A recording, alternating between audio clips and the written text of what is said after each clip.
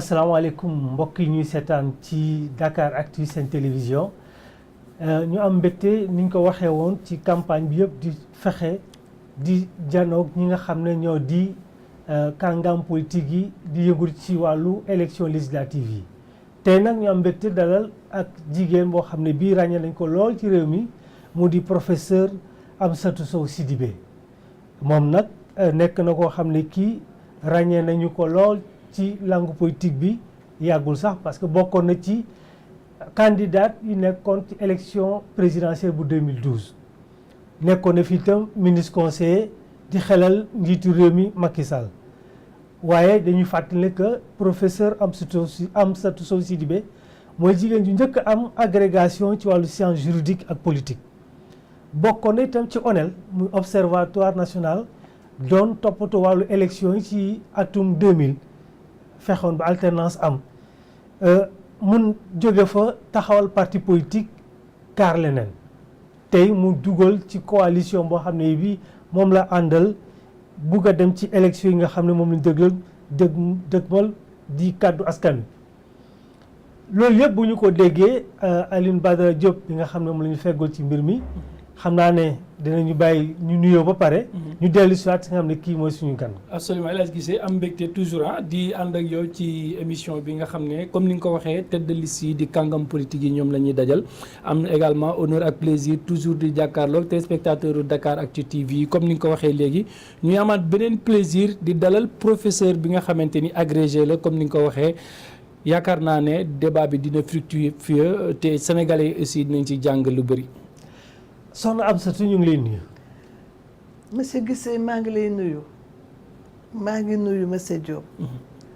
maa ngi nuyu mbokkum Sénégal di leen remercier di leen jaajëfal ci li ngeen def ndax ñun candidat yi dañu war a waxtaan ak askan wi jébbal leen suñu xalaat ak suñu bëgg-bëgg pour ñu ànd suqali Sénégal.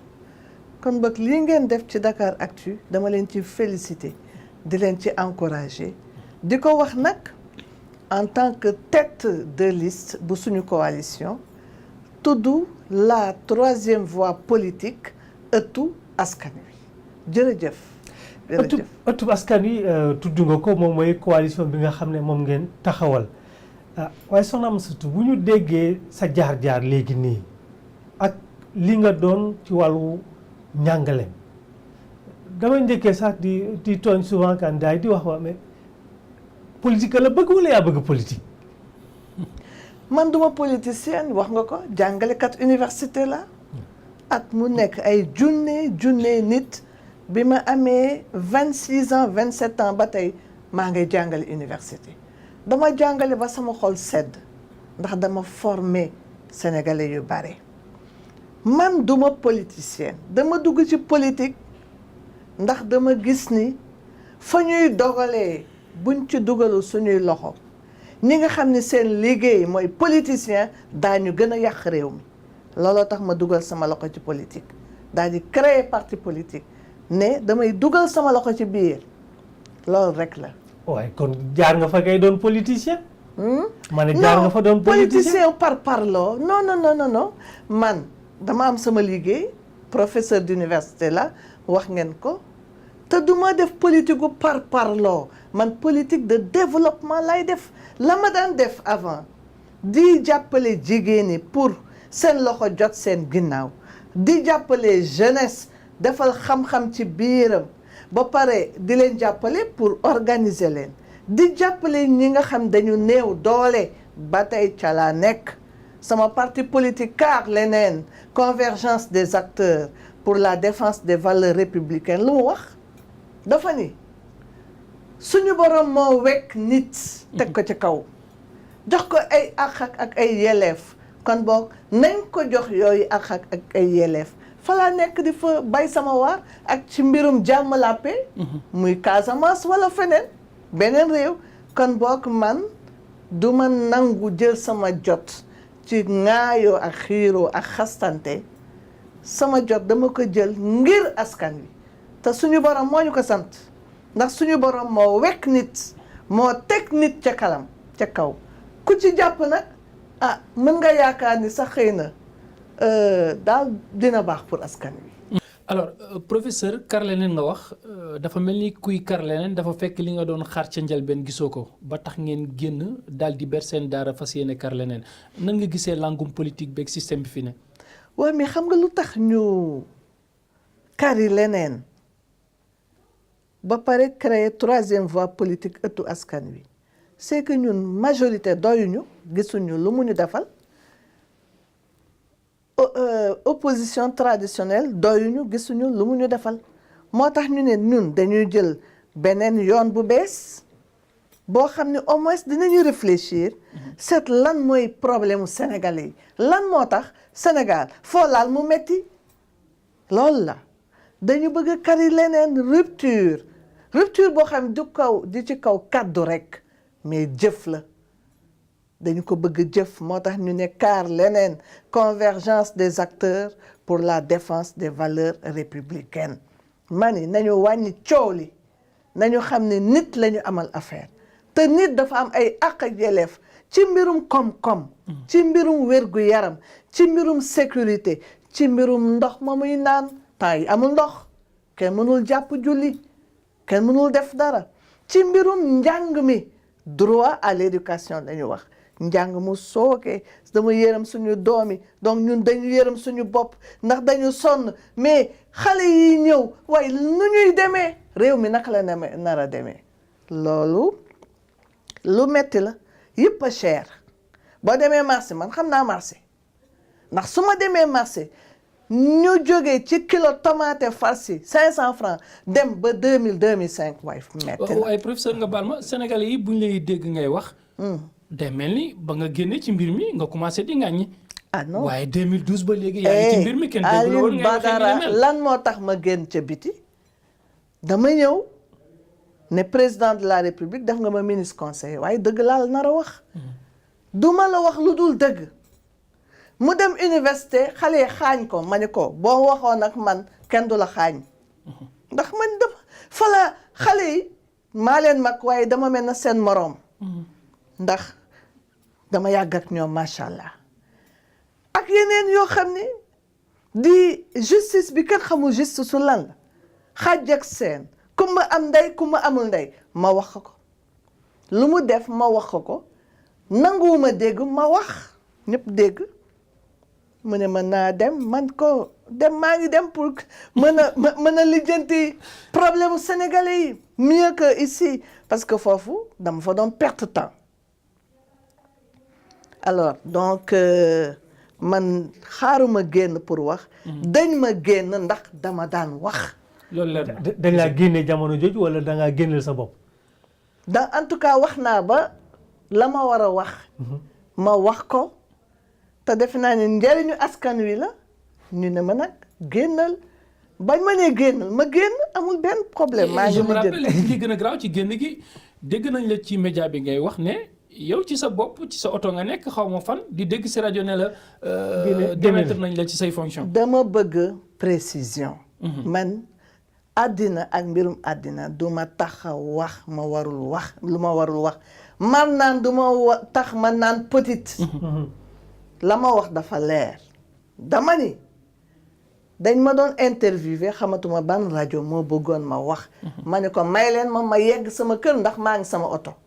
waaye am na lu ma remarqué ndax dama génn ci bureau directeur de cabinet génn guma secrétariat téléphone bi journaliste yi di ma wax kar di sonné naan ma dégg naa dañ la limogé kon boog dañ leen ko waxoon avant man. kon na nga jàpp ne ko dañ ko préparé. mais dañ ko wax dañ leen ko wax ne leen ndaw si bu ñëwee dañ koy limogé comme man nag man yooyu yëngaluma bi may ñëw dama nekkoon à l'aise parce que xamoon naa luñ may doyee ndax man chaque fois ba ma daan wax dëgg damay ñëw ne maa ngi ñëw liggéey si pour jot kayit guñ ma ne génnal présidence tous les jours noonu laa daan dundee. mais li tax yow sa bopp bi nga toogee comme dañ laa teg foofu pour nga xelal président nga wax ko benn yoon ñaari yoon déggu la nga ne ko kon maa ngi dem déedéet nga demal sa bopp ma continuer di ko wax ngir askan wi ngir yàlla ak askan wi parce que bu fekkee ni loolu la day neex suñuy def naka sa dul noonu ñëpp noppi dem seen yoon du baax. man dama jàppoon ne. man dama nekk ci terrain bi di ko wax ndax askan wi taxoon ma toog foofu. keneen taxuloon ma toog man dama jàppoon ne que yow da nga nekkoon candidat ci élection présidentielle yooyu. waaw deuxième tour ngeen ànd parce que loolu nga waxoon. waaw ku jiitu nga ànd ak moom. waaw. ngeen ne gagné nañu comme dañoo gagné nag nguur gi dañ koy bokk pàccoo ko mais du ma dem bàyyi ko noonu. est-ce que du loolu aussi. yàlla tere man gis naa ñu may sànni xeer naan ma xaw ma ñaata baat la am waaye loolu ba ñu toggee mbaxal moo doon netatu ba netatu suul ba saf ba boobu la woon. mooy tax mbaxal mi saf tamit. jeex na.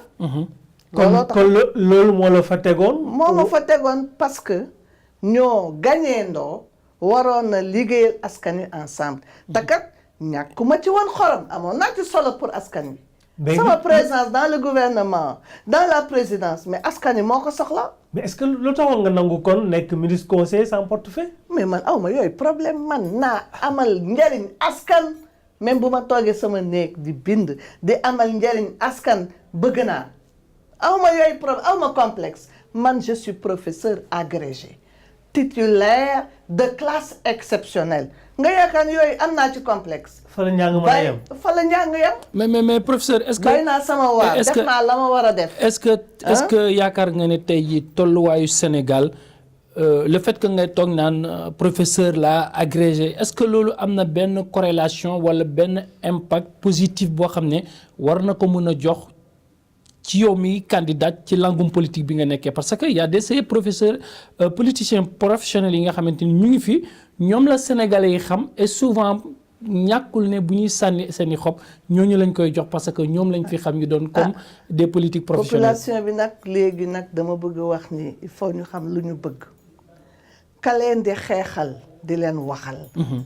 amul ci ragal ñeme perte salaire. ñame perte lépp ngir ñoom nañu seet bu fekkee ni ñoom dañuy gën a bëgg ki nga xam ni dafa dugg ci oto bu nganda di leen nax du leen defal dara bu ñëwee may leen 10 000 jox leen saaku ceeb bu mu bind turam bu ñu fekkee ni ñooñu la ñu sawar waaye ñun kon kañ la ñuy suñu rangooñ kañ lay wow sonn nañu parce que bu ñuy wax bëgg dem assemblée nationale changer mbir yi pour ñun ñii la aussi suñuy doom suñuy sët yéen ñii pour askan wi yëpp la dama bëgg nag Sénégal ñu yeewu xam lan la ñu bëgg bàyyi ku leen di nax parce que naxekat yi ñii nga xam ni politique mooy seen liggéey bu ñu yeewoo ci la ñuy dund la ñuy joxe dépense moom la ñuy puukaree mais ñooñu wax dëgg yàlla ñoo tax ndóol gi ëpp.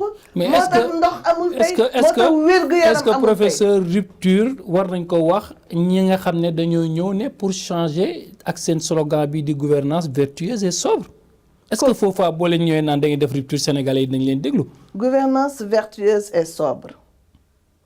indi fi OFNAC. réactualiser CREI yi. mani di demander reddition de compte. mani lenn laa mënul supporter te ñun dañu ne jikko yi na rafet. engagement yi na rafet. sooy wax na dugg ci sa xol. sooy jëf na jóge ci sa xol. mais bu fekkee ci kaw làmmiñ wi rek la doy na waar xaalisu askan wi la ñuy pasaree nañu xam ni 10 000 francs bu ñu joxee xaalisu askan wi la ñu dem tibb nañu seet ndax fay nañu ñu ñu waroon a fay yépp ndax tibbuñu ci budget bi. di ko pasaree tey. pour xaalis campagne moo tax ngay wax loolu. ma ni dama bëgg xam. xaalisu campagne fan la jóge ma ni oto yi ma gis keroog ñu romb ma ba may miir. kon yow da ngaa tiit ko du 8-8 xaw ma ay 20-20 la xaw ma 40-40. yow da nga mel ni ku tiit da ngaa tiita. damaa tiit xam nga lu tax. waaw Sénégal dafa ndóol. nit ñi bu ñu añee du ñu reer wala bu ñu reeree. fonde la ñuy lekk wala lu ñuy def mooy gobar jaasi xam nga li gobar jaasi. boobu xam nga xëyee ndekki doo añ. déedéet. wala nga da ngay togg añ soo timis reer di ko tàngal ba mu forox. ngay continuer di ko lekk. muy forox loolu amati na ci réew mi. am na ñoo xam dañuy dëpp kàddir ñaari fan. dëpp kàddir duñu togg ñaari fan moo tax xale yi yàqu xale yi dañuy dem ñu leen may ay bopp xarak lu nekk. professeur jaawale woo réew. jaawale woo réew. ku xam réew mi laa bu leen yaakaar ni mooy prof université boobu rek yam université dama xam terrain bi damay dugg ci dëkk bi dama xam li fi xew te Sénégal dafa metti xale yu jigéen yi ñu ngi leen di yàq ak sandwich 1000 francs yàq leen amuñu luñ lekk ventre qui a faim n'a point d'oreille. ci yar ba la loolu wala ci dëkk bi moo métti boobu mel toll noonu. maa ni dëkk bi yar bi problème la waaye dëkk bi na mu demee dafa am benn pàcc ci réew mi. est-ce que bu ñun jël alal askan est-ce que du ñun waajur yi ñoo jël du ñun waajur ñoo jël suñuy doom def seen bopp xaalis ba nga xam ne alal moom la ñuy jiital. am na ñoo xam ne du ñu lekk am na ñu yiw amuñu lu ñu lekk soo amul loo lekk di nga muñ xamuloo ndax xale ba dina mën a muñ ak lan lay def su mënul lekk yooyu itam nañ ko seet. dina ñëw ci soppi yéen doon taxaw ngeen am pour mën a soppi jikko yi kon di fàttali ñi nga xam ne ñoom ñooy seetaan télévision Dakaractu ñu ngi dalal kii di professeur Amsatou Sow Sidibé toogal fii coalition bi ñu tuddee ëttub askan wi. troisième voie la politique boo xam ne bii moom la ci la nekk. ci fi ñu waxtu yi ñuy wax nii ñu ngi ci jamonoy baccalauréat ngay jàngalekat nekk université buñ ne baccalauréat ña nekk ci université ñoo koy toppatoo ci seen wàllu bopp la ñu dégg ren ndax yow ba nga commencé jàng léegi mos ngaa dégg lu ni mel ci baccalauréat. déedéet. pourtant pourtant man ay ati at dama nekk présidente de jury de baccalauréat. ngay dem bac di toog. may dem toog présider jury bi ñu joxe résultat yi joxe jàmmi ne ñooy ku mérité nga dem ku amul nga reprendre xam ni àddina moo demee noonu waaye phénomène bii ma gis yàq deru Sénégal yàq diplôme baccalauréat xale yi bu ñu amee baccalauréat man xawma université étrangère yi ndax dinañ leen nangu jël wala déet parce que baccalauréat dafa dévaluer Sénégal dafa yàq deram Sénégal dafa wàcceel boppam ci mbir yi te man en tant que professeur d'université nee naa leen dama am gàcce. mais nan la mën a amee loolu fuite yooyu. xam nga man dama daan gis mais Sénégal xam yëpp mësul a yemb dafa mës di am ay problème ay couac mais li ma gis ci réew mi mooy waaye Sénégal jikko yi yàqu nañu dañu yàqu bu ñu deful attention mais Sénégal xamuñu fu mu jëm te li ma jaaxal mooy ñi war a joxe le bon exemple pour jikko yi rafet ñooñu ñooy jalgati na buuñu ci mën naa leen jox ay exemple yu bare ñu ngi lay déglu benn te nag yàlla seede nañu ndax politique sax taxul ma di ko wax mais un président de la République ñu ne CNRA mu ngi fi CNRA ne propagande warul am avant campagne électorale 30 jours yi jiite waaw président de la République def photo def ci à ses côtés tête de liste coalition ba pare def benn site bu ñu naan voté Benno Bokk Yaakaar site bi tudd bennobokkyaakaar.com foo bës mu ne tëll taxaw foo bës mu ne tëll taxaw est-ce que loolu président de la République gardien des institutions war na def loolu kon da nga jàpp ne moom tëddewu njaaxaanaay non du loolu c'est qu'il donne le très mauvais exemple te moom dafa waroon du question tëdd njaaxaanaay de c'est-à-dire dafa non dafa war a joxe exemple dafa war a wax ni CNRA wax na lii nañ ko respecté te man maa koy jëkk a respecté loolu la waroon def mais CNRA wax na li man maay jëkk a jalgati mbir mi. mais avant d'être chef de l'État il est aussi chef de parti. te constitution bi réglé wul loolu ba tey. c'est pas ça. xam nga parfois dañuy jaawale aussi le président de la République ak. le problème n'est pas là. CNRA dafa ni kenn du propagande. moom mu ne man damay propagande. mais loolu je crois que surtout médias yi la. non même bu ko CNRA waxee surtout médias yi la mais moom na propagande. mais médias yi amuñ droit couvrir. auteur en droit pénal par exemple. l'auteur existe le complice existe. absolument d'accord léegi bu ñu dellu si waatee ci wàllu baccalauréat bi ñu doon wax. ñu fuite dafa am nga ne warul mën a ne ci nga glissé ci avec président. mais ba tey xamuñu lan moo mën a tax loolu mën a ne. xoolal xam nga lu tax mu mën a nekk jikko yi amuñu organisation léegi amatuñu rigueur mais man ñun dañu gis bu ñuy def examen naka la ñuy defee proposer sujet yi dañuy nekk néeg boo xam ni tëj ràpp benn ñaari nit wala ñett ñoo cay nekk bu ñu ko defee ba pare benn nit boo xam ne nit ñi dañ kaa wóolu mooy tëju di bëgg a dee nag di def di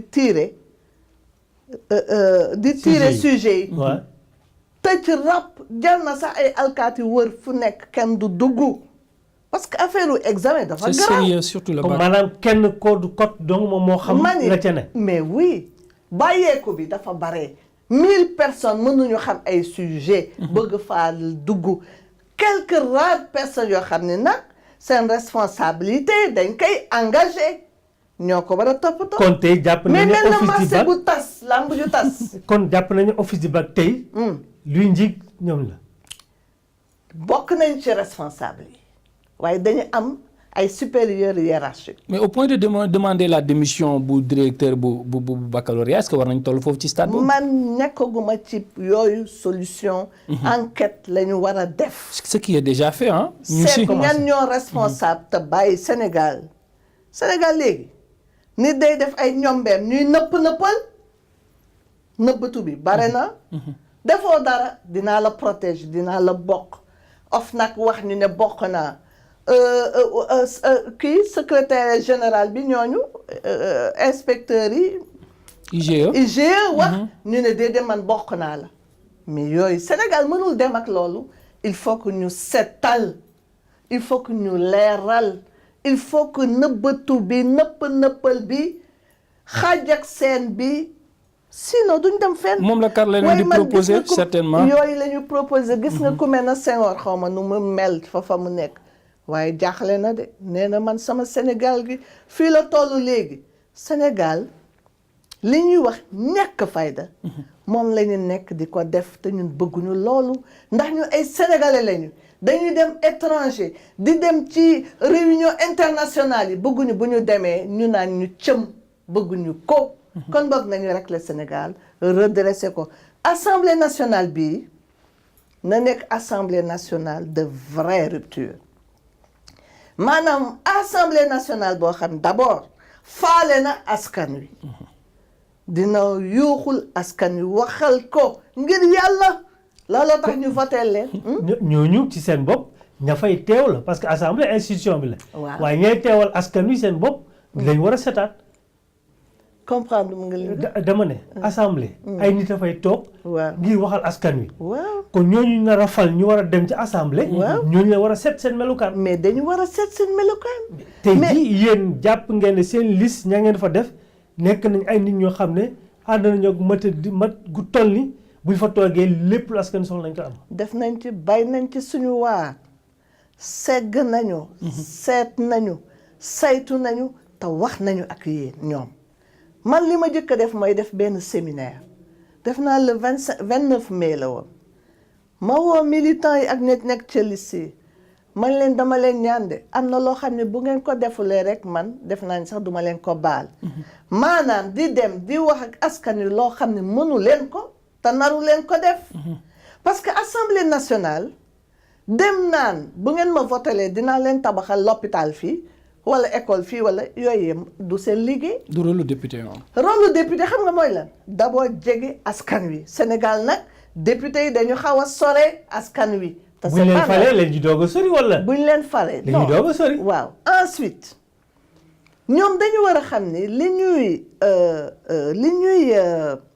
soxla député moo di bu fa nekkee.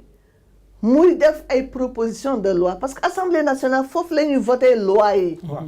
waaye assemblée boo xam ni deful dara CREI bi par exemple assemblée nationale waroon na ci gëstu seet naka lañ koy def ba bu fekkee dañ ko fi bàyyi. ñu bàyyi ko fi en réformant ça wala ñu génne ko fi.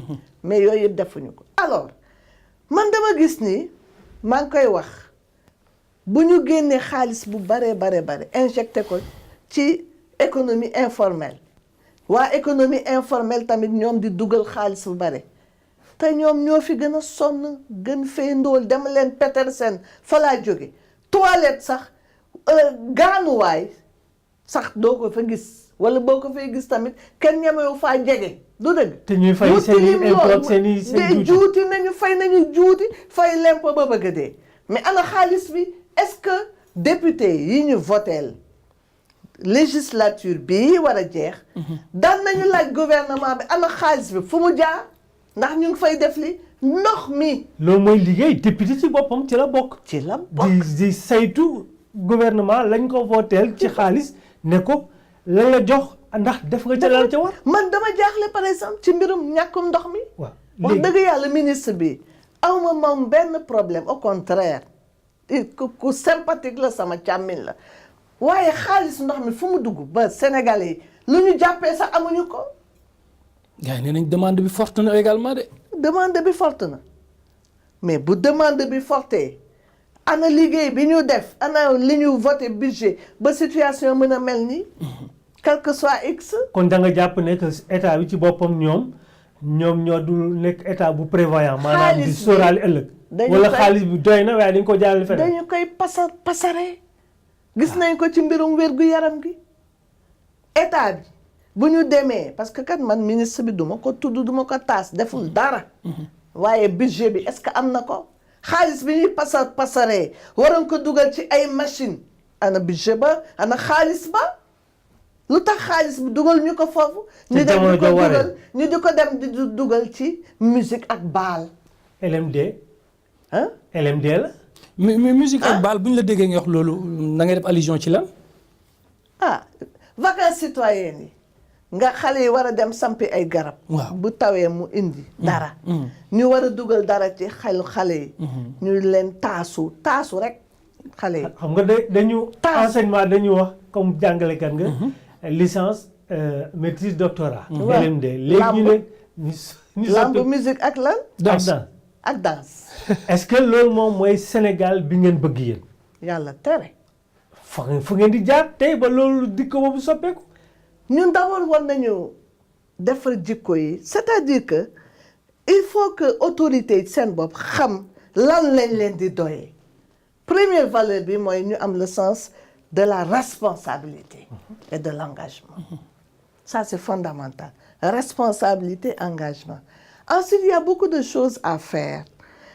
bu ñu amee sens de la responsabilité et de l'engagement xanaa dootuñu passer di jël alalu réew mi respecter askan bi tamit ci jikko yi ñu war a def la xam ni askan yi moo tax ñu jóg te askan wi dafa am ay àq ak yelleef yu ñu war a respecter. mbirum koom-koom bi boo ko jëlee am na yu ñu ci war a mën a def li ñuy wax entrepreneuriat populaire local. nga xam dañ ko sofanteel.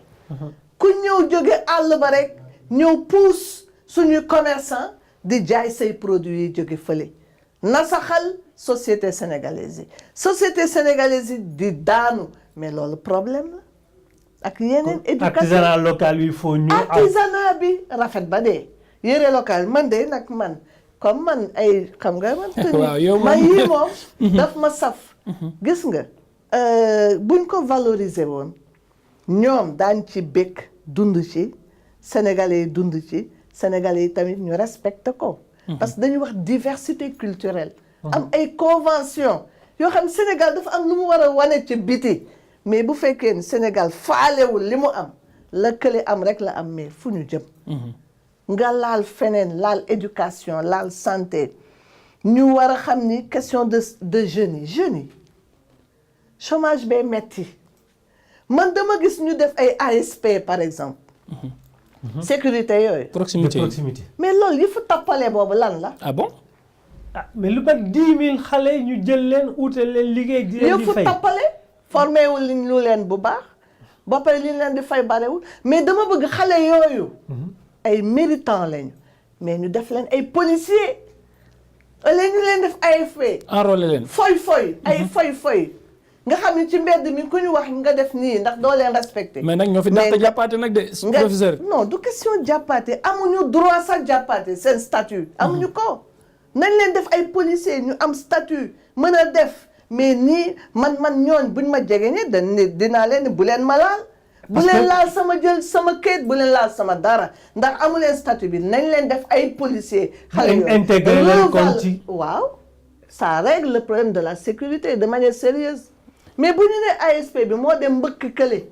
damm loxoom c'est grave nañ leen def ay policiers. régler problème de sécurité bi régler problème de chômage bi yooyu la ñu soxla. mais pas de tappale affaire bi ni mu demee ni affaire tappale la bon ki koy responsable nit ku baax la monsieur Ndiaye monsieur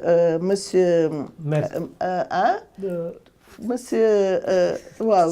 c'est vrai que ki ngay wax dem na à la retraite yow. le directeur là c'est quelqu'un c'est un avocat que je respecte, qui est un ami d'ailleurs. Mais le concept en lui-même, je lui demande de proposer au gouvernement de le revoir.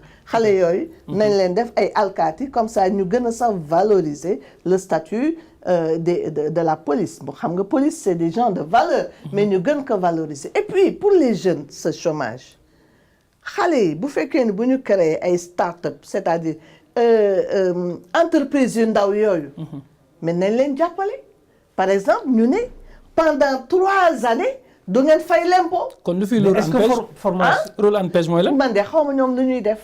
lu ñu lijjanti mais yaa ngi gis ñu joxe ay financement. waaw man de seen financement yooyu moom. ñu ngi ciy gis Prodac bi également. xaw ma leen lu ñuy def xaw ma ko. mais daal xam naa ne xale yi finalement kay dajale nañ fi nit ñi Grand Théâtre ay 3 milliards la woon. ensuite dem nañ fi ay Casamance dem nañu fi. def fa lan joxe fi ay financement ay milliards yu bëri. waa léegi dama wax ni. start-up yi. entreprise yi jeunes yooyu di créer. nañu fexe ba duñu fay l'impôt pendant 3 ans au moins ndax ñu mën a taxaw indi ay nit dugal leen ci entreprise ba. facilitation ngay wax. ci wàllu financement bi faciliter leen. ay yeneen yi nag seen la ñu def Grand Théâtre yàqum xaalis boobu fu mu jëm. Grand Théâtre xam nga ñaata lañ koy loué. 9 millions lañ wax de. loolu xaj na ci benn xale mu créé entreprise wala 4 xale yu. d'accord foog nga dajale leen. foog nga dajale xale yi. mais nañu bàyyi di dajale xale ay Grand Théâtre. léegi ñëw leen ci stade wala terrain. dañ leen yóbbu feneen foo xam xale yi yëpp daal di ñëw fekkee si ko. mais du nekk affaire kii waa. léegi dama bëggoon ci sa programme. yow lan nga yaakaar ne tey jii nii bu ko Sénégalais yi déggee nga koy wax war nañoo mën a adhérer ci programme boobu ba voter sa liste. mani sama programme moo di ni Sénégal góom bi ni mu demee suñu ko laalul ca biir maanaam defaraat jikko yi duñ dem fenn. ñun dañu bëgg dem Assemblée nationale pour mën a xeexal askan wi te dañ leen xeexal ci mbirum voter leen ay loi yuy jël en compte seeni préoccupations seeni mbébét. affaire yu bare éducation sécurité tout ba pare bu ñu fa demee mën a waxtaan ak gouvernement bi wax leen ni askan wi lii la soxla dugal leen ci seen programme lii dugal leen ci budget bi programme bi ba pare nag ne leen ñun dinañu saytu lii ngeen di def parce que duñ ko wax fii rek ku nekk génne tàggu sa moroom déedéet dañ ko war a saytu xool ndax gouvernement ba lañ ko santoon def na ko wala déedéet. le contrôle de l'action gouvernementale. mais oui parce que c'est constitution bi moo ni séparation des pouvoirs te nag ñun assemblée nationale. oui du ñu nekk ay tàccukat de. mais justement loolu parce que problème bi fa la ne xam nga bu dee majorité bi moom dafa ànd ak gouvernement. majorité mécanique bi ñuy wax. indépendance assemblée bi dina xaw a jafe. moo tax dama ni askan wi. ñoom xam naa la ñu bëgg waaye la ñu bëgg nañ ci boole bañ a di nangu nit ñi di leen nax ña fa nekkoon bu ñu fi nekkaatee Sénégal gën a sonn Sénégal gën a ndóol ndox gën a ñàkk problème yi gën a xale yi gën a ma am chômage insécurité bi yokk kon boog nañu changer def fa ñu bees ñoo xam ne am nañu gëm-gëm ñoo xam ne daañu leen xeexal waxal leen ba seen demin gën a neex. assemblée boobu ngay wax ni tey bu ñu ko taxawalee est-ce que jàppoon na ci réforme bi war nañoo seetaat taxawaay député parce que ñu fal la rek nga ñëw tëdd Ndakaaru ba mandat bi. wala doog a dellu dëkk ba député hôtel des députés est-ce aussi. que tey jeton de présence bu ñu ko delloo woon ne ku toogut parce que nga wootee assemblée ñeent fukki député teew ci téeméer juróom fukk. ca législature yu weesu defe naa ne loolu. mooy changer règlement yi rek. règlement bu assemblée nationale. dañuy changer règlement assemblée nationale mais dañu war a former aussi député. surtout.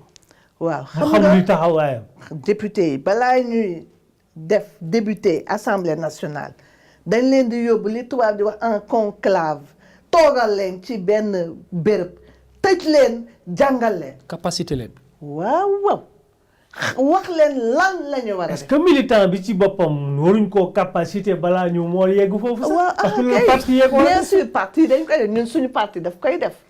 ñun suñu parti dañuy wax ak nit ñi di leen wax lan la nee naa leen wax naa leen ni bu leen dem nax askan wi bu ngeen di dem ci campagne bu leen wax loo xam ne mënu leen ko te naru leen ko ndax àq sax daf nekk ndax suñu borom dafa xam lépp lu nit di wax ak la muy jëf kon ba bu leen naxaate wax leen la ngeen war a def assemblée nationale donc il faut renforcer les capacités dëgëral leen armer leen wax leen ne nag yéen da ngeen fi nekk ndax constitution bi moo leen fi teg Jean tegu leen fi Paul tegu leen fi surtout gouvernement tegu leen fi yéen a gouvernement bi da ngeen jàkkaarloo ku ci nekk na woon moroomam mais la mu war a def fulla ak fayda loolu mooy tax ñu ne député am na fayda sinon dañ naan député amul fulla amul fayda. soxna si li ñu dese ci waxtu bëriwul. ñu fàttali que professeur Amsatou Sow Sidibé la ñu dalal tey mu jiite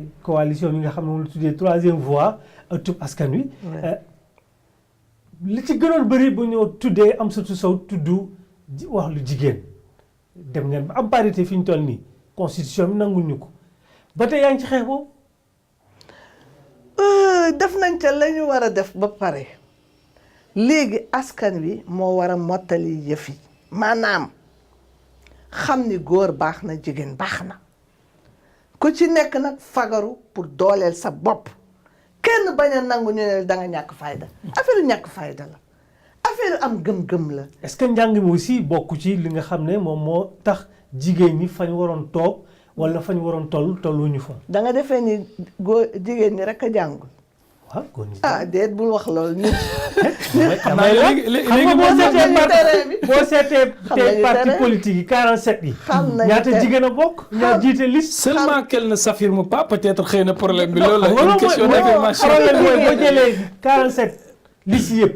47 la. xam nga jigéen si lan mooy seen problème. waaw dañu xam nga société bi ni mu leen yaree wax leen ni yéen ca kër ga lijjanti mbirum kër ga la nekk ca biir mais du ngeen génn ca biti di exprimer wu moo tax jigéen ñi duñu wax mais man jàngale comme encore une fois damay revenir at ci sama li ma jàngalee xam naa jigéen ñi seen valeur fii médecin am pagaille architecte am pagaille jàngalekat am pagaille donc nit ñu jigéen ñi jàng yi dañu bare macha allah mais il faut ñu xamal leen ni jigéen dafa am solo ndax jigéen yaay la yëg-yëgam dafa am solo jigéen du gis doomam di ko seetaan muy torox loolu lu am solo la gis nga bu ñuy tànn bu ñuy fàtte ni jigéen yaay la te du bàyyi doomam torox du fàtte doomam du fàtte càmminam du fàtte borom këram loolu lu am solo la ma yaakaar ni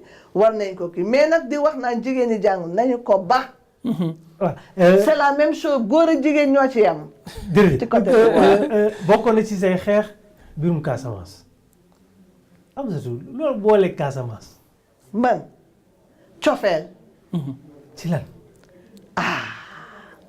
xam nga Casamance dama fa dem nekk étudiante dem fa passer fa ay vacances ànd ak ay Casamance gis rafetaayu Casamance gis jikkooyu Casamance yi Casamance nit ku bëgg boppam la nit ku ñame dëgg la nit koo xam ni la du tooñkat ma yooyu ma attaché ci Casamance ba pare xam ni léegi Afrique ak monde bi yëpp c'est les grands ensembles kenn du am lu mel na Casamance di ko bàyyi beddi muy dem yoonam da ngay ñëw koy dëgëral fexe ba yëpp baax yëpp kii moom looloo ma yóbbu Casamance. dama doon xeex pour jàmm dellu si Casamance. waaw mais xeex pour jàmm dellu si Casamance nga war a ànd ak nguur gi pour xeex wala da ngaa demal sa bopp rek di wut sa yoon di wut ay rebelle yu ànd ak yow wala yu àndal ak yow. parce que mënuñ comprendre démarche ban nga amoon ci jamono jooju. ban démarche lu dul nekk ministre conseiller chargé des droits humains et de la paix mbirum jàmm. Côte d'Ivoire bi mu amee xeex Nations Unies ci seen bopp ñoo ma woo. ONU si pour ma jàpp ci xeex bi. yàlla wis ci ndox. sama dëkk bu amee loolu du ma ci dugal sama loxo. tamit ñu ne man ministre conseiller la chargé des droits humains et de la paix. wala tax na doon xatal kon. ñoo xam la santoon. ñoo xam. parce que bu fekkee da ngay dem ci loolu. man defoon naa fi budget ah parce que c'est normal. mais sama jëf Casamance. yàlla moo ko li ñuy waxee valoriser bi sax moo ci def barke. ba ñu am accalmie. waaye ñi ma doon liggéeyal dafa mel ne bëgguñu woon ma réussir waaye nag lu yàlla barke. yow lañ ko yéenewul wala lañ ko bëggoon keneen résultat yi keneen jël ko. waaye bu yàlla xëy na yooyu yëpp a nga ca. yëpp a nga ca parce que man am na yu ma daan def. mënumaa dugg nag ci détails yi. parce que fa ma nekkoon waruma wax lépp. su ma waxee lépp jalgati affaire valeur yi. droit de réserve ngay doon. waaw damay am réserve mais mani li ma bëgg wax mooy bu ñu bëggoon ma yeggale yëfi ba mu jeex ak conférence nationale ba ma bëggoon a def mais dañu koy def mais jàppale laa amul woon. gouvernement bi sant la lenn. torpiller ko ci biir. ma ni jàppale laa amul woon. waaw jàppale kay mooy xam nga nguur gu moo la sant. président ci boppam nga doon xalaat. wala sa victoire mu jox la feuille de route. déedéet kaay. waaw déet mani man. waaw fu ma toog jëmbat fa. université jëmbat naa fa. waaw bu ma yóbboo présidence ne ma droits humains ak yelleefu doomu aadama ak jàmm du ma fa jëmbat man maa liggéey pour mën a jàppale waa Casamance. présidence loolu lañ ma sant ma def affaire jàmm def naa ko ci yeneen i dëkk waay balaa nga booy bale xanaa ba commencé ci sa buntu kër ma dem Casamance def samay proposition créer ce qu'on appelle l'EDVR l'espace dialogue vérité réconciliation pour la paix en Casamance ak nag nit ñëw yiw yu xam Casamance bëgg lool jàmmum Casamance. da nga anticiper ci DDR bi fekk na jàmm ji taxawagul xanaa. non xam nga ñun lu ñu doon liggéey ñun ñu liggéey peinture ci kaw rek de dañ doon liggéey ca biir. nga dugg ci communauté de base yi. nga dugg ci makki bi. mais fu nekk toog ak ñooñu. dem nga biti dem Tamba. dem France seeti César. ñoom Kourouma Sané. ñoo ñëpp dama doon waxtaan ak ñoom di. man ñëpp laa waxtaanal jigéen ñi bois sacré bi ñëpp képp. ku ma yaakaaroon. parce que man yaakaar laa ci àndaloon ak gëm suñu borom. ku ci nekk nga xam ne yaakaar naa su ma waxee yow di nga sa dangal dina wàcc def naa ko. def nañu ay séminaire def nañu lépp yàlla nag mooy barkeel te li may ñaan mooy lii ma gis yàlla na wéy te sax te gën a wéer. kon bu ngeen yeggee assemblée amaan na dina am beneen taxawaay booy am ci bàyyi xel Casamance. bàyyi xel réew mi yëpp. jërëjëf ci fi ñu jeexalee parce que waxtu bi tënk nañu ba pare. ñu ngi dugg ci campagne bi comme ça yaa ngi sa programme yaa ngi dem xiiroo yeeg xaay ngaa yooyu tojante bopp commencé na. est-ce que Amsatou ci wàllu woowu lay doxee wala yow ban xalaat nga am ci campagne ni mu war a tëddee. campagne dafa war a civiliser. mooy la. maanaam du mbirum bañante bay jamante paaka. mbirum convaincre askan wi ne ko lii mooy sama programme soo ma votelee ma jàppale la mais gis nga la force tubaab a ko wax c'est l'arme des faibles sooy dem bay dóor ak di jamante c'est amoo doole amuloo argument te argument dañ koy jëlee ci bopp génne ko ci gémmiñ dañu war a civiliser nag nañu bàyyi nag gis nga li may wax mooy le bon exemple autorité politique yi bu ñuy defante nii université nu muy mel xale yi lu ñuy def Pikine lu muy mel Géejawaay lu muy mel ay jamante ay rayante ay rendente ku ci nekk ak façon ba nga ko mën a defee kon boog dañu war a def très attention di wane melokaan boo xam bu ñu askan yu xoolee du ñu jéppi d'abord et ensuite du xool ci ñun lu bon pour di ko defaat loolu je crois que lu ñu waroon lu ñu war a saytu la violence bi daal day na waar xanaa ñu laaj ko rek avant ngay terminer tey jii xëy na animosité am seen diggante lan mooy rapport am tey jii ak le président de la République. non mais man bañuma c'est le président de la République du Sénégal. mais du sa xarit mais au-delà de ça qu'est-ce. du sa xarit daal. non du sama xarit xam nga lu tax man sama xarit mooy kiy xeex pour askan wi. ku du xeex pour askan wi doo sama xarit. ñu fal ko pour mu liggéeyal askan wi. ah laaj ko ndax def na pour askan wi. laaj ko ndax deful xaaj ak seen. laaj ko ndax deful pour ay intérêt privé bàyyi askan wi. laaj ko ndax fàttewul askan wi. dafa fàtte askan wi te man loolu mënuma ci wéy. ñu ngi leen dégg tam parfois avec les personnes à mobilité réduite ak yenn ci ñi nga xamante ni ñu ngi ci askan bi lan mooy sa rapport ak ñoom. xam nga foo mel na Bignona suñu tête de liste handicapé moteur la bu nekk ci voiture di dox. ah bon sinon ci suuf lay nekk waaw. grabataire. au niveau départemental. mu ne la. ma ne grabataire. non frère du grabataire parce que sa tête fonctionne. absolument. mais yaram wi day kii mais nit la xoolal nit mën na taxaw nekk gentleman wala gentlewoman. te dara ne aussi bopp bi kaw déet. fekk mu jékki-jékki yàlla wàcce ko noonu. waaw laal tànk yi. loolu ñëpp la mën a laal. absolument te ñoom ay nit lañu. ndax yàlla mooy def ku xees ak ku ñuul ku njool ak ku gàtt ku handicapé mais nit nga. yaa ngi nooy am ay àq ak ay yelleef ñooñu dañ leen war a représenter assemblée nationale. kon da nga jàpp ne couche vulnérable yooyu. dañoo war a teew ci bu baax ci assemblée. dañ ci war a teew parce que xaw leen comme ñoom dañu am jafe-jafe yooyu ñooñu la ñu war a gën a xalaat seet lan la ñu war a def pour jàppale leen même ci université yi parce que kii mën a yéeg escalier bi daw jàngi toog ca kaw. ak ka nga xam ni mënu ko mais il faut nga def différence. muy genre discrimination lay doon. positive il faut une discrimination positive. tout à fait pour ñu mën leen a hisser ñu xam ni te boo leen defee nii yàlla nga ko defal ndax yàlla moo ko def. voilà soxna si nee nga am nga candidat Bignona est-ce que ci 45 départements yëpp am nga fa wala. ay représentants. 35. 35 sur les 45. waaw parce que au dernier moment dafa am ñoo xam ni bon seen kayit mujjul ñëw te bu kayit gi matul bu kii ñëwul. est-ce que amul problème kattan aussi. ndax mën ngaa dem 45 départements yëpp. non au parce dernier que nag moment élection présidentielle. on a la diaspora également diaspora bi war a représenter. ñu ngi ci biir suñu liste nationale. waaw bien France xam nga ca Belgique nga ca Gabon nga ca Côte d'Ivoire nga ca. xam nga def nga campagne 2012 Italie ah waaw. def nga campagne 2012. waaw élection daa métti de. mais man xam nga nu ma tudd. noo tudd. Hamza. kooku Hamza saabu yonent bi xeex rek la mënoon. macha allah. bani gër geex.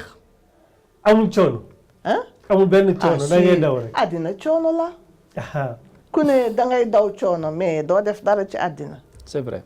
aywa bisimilah tey fan nga jëm. man maa ngay dem booru Fadja. ak Parcelles Assainies damay dem doxantu ji.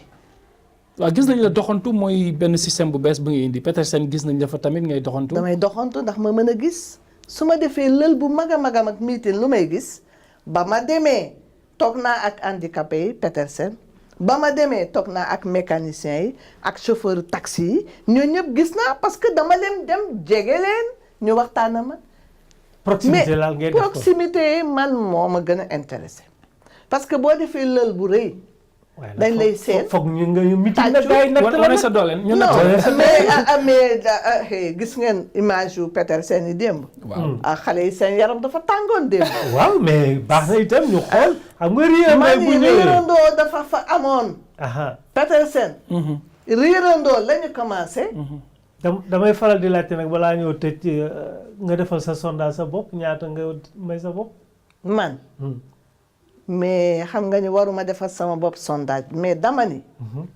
ak suñu programme ak suñu yéene ak suñu pas-pas ak sañu bëgg jàppale askan wi. bu ñu jàppale ñëpp jàppale dañuy gagné. incha allah nga nekk premier ministre wala président assemblée. loolu après la ñu koy lijjanti. pour le moment na liste yi jàll. tout à fait. incha allah soxna Amsatou Sow Sidibé professeur la ñuy wax sax di am mbégte itam ci yaakaar ne que ñi nga xam ne ñu ngi seetaan boobu léegi am lu ñu jàngat ci yow di ñaan yàlla élection ñu yeggale ko jàmm di leen wax xanaa. ba beneen yoon ba élection yi jeex ñu dellu si waat fii. soobee yàlla la nga xam ne moom ngeen def. incha allah rabbi sëñ Badara jërëjëf jërëjëf El Hadj toujours mooy am plaisir di partager ak plateau bi ah. voilà techniciens yi ci suñu ginnaaw kenn gisu leen ñun tam ñu ngi leen di gërëm leen di sant di leen wax incha allah ba ëllëg ak beneen gan.